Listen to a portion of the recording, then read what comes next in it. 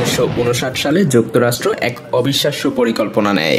গ্রিনল্যান্ডের বরফের নিচে একটা গোপন সামরিক ঘাঁটি তৈরি করা হবে,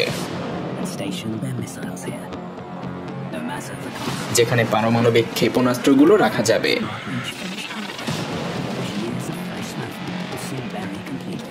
এই প্রকল্পের নাম ছিল ক্যাম্প সেঞ্চুরি।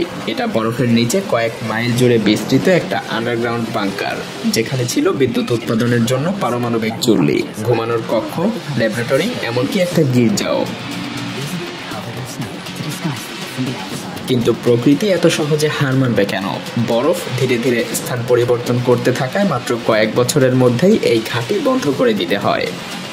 সবচেয়ে চমকপ্রদ বিষয় হলো, এই স্থাপনাটা বহু বছর পর নাসা আবারও বিশেষ রাডারের মাধ্যমে খুঁজে পায়।